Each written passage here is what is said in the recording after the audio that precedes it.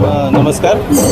आज विश्वकर्मा मनुमेय समाज आहे त्यांच्या वतीनं जो SPM रोडला ज्यांचं मनुमेय समाजाचं जिथं कार्यालय आहे तिथं आज कालिका माता आणि त्याचप्रमाणे काळभैरव दोघांची मूर्ती इथं आणण्यात आली आहे आणि त्या मूर्तीचं आज इथं थाटात इथून मिरवणूक झाली आहे आणि त्या मिरवणुकीत आम्ही सुद्धा सहभागी आहोत। आणि मी विश्वकर्मा समाजाला एवढा मोठा त्यांचं देणं आहे की आज तुम्ही बघत असाल की ज्या ज्या काही चांगल्या गोष्टी घडल्यात त्या विश्वकर्मा समाजाने एक नवीन निर्माण गोष्टी केलेल्या आहेत आणि त्याचप्रमाणे त्यांच्या आज ही कालिका मूर्ती आणि काळभैरव मूर्तीसुद्धा त्यांनी SPM रोड म्हणजे श्यामाप्रसाद मुखर्जी रोड इथे स्थापना करणार आहेत। त्यानिमित्त इथं आम्हाला त्यांनी बोलून आम्हाला जो आदर सत्कार दिला त्याबद्दल मी विश्वकर्मा मनुमेय समाजाचा आभारी आहे। धन्यवाद। नमस्कार, मी प्रभाकर रामचंद्र सुतार, उपाध्यक्ष विश्वकर्मा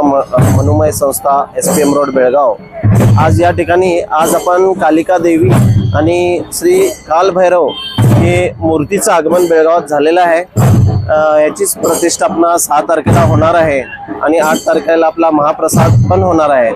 आम्ही समस्त विश्वकर्मा समाज आपण बेळगाव सर्व नागरिकांना विनंती करतो की आपण या उत्साहात सहभाग व्हावा, सगळ्यांनी भाग घ्यावा आणि देवांचे आशीर्वाद घ्यावे अशी आमची विनंती आहे।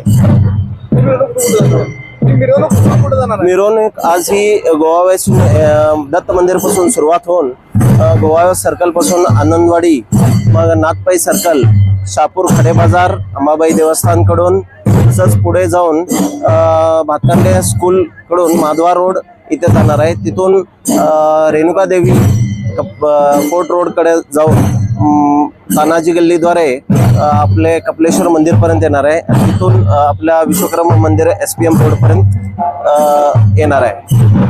यात सर्व लोकांनी सहभाग घ्यावा ही पण आमची विनंती आहे। पंचाळ मनुमेय संस्थेच्या वतीनं आज या युवकांनी कालिका देवीची आणि काळभैरव अशा 2 मूर्त्या तयार करून आणलेल्या आहेत आणि त्याची आज प्राण प्रतिष्ठापना आज होणार आहे त्याची। आणि मी आमच्या समाजाच्या वतीनं तसेच आमच्या Vishwakarma Vishwakarma cooperative credit society यांच्या वतीनं मी ह्याचं यात्रेचं स्वागत करत आहोत आणि यांना शुभेच्छा देत आहोत। आमच्या विश्वकर्मामध्ये कालिका देवीच्या प्रतिष्ठापनेची मूर्ती मिरवणूक आहे आणि ही आता गोवावेसपासून सुरुवात होणार आहे आणि ह्याच्यानंतर अंबाबाईच्या देवळाकडून रेणुका मंदिरापर्यंत जाणार आहे।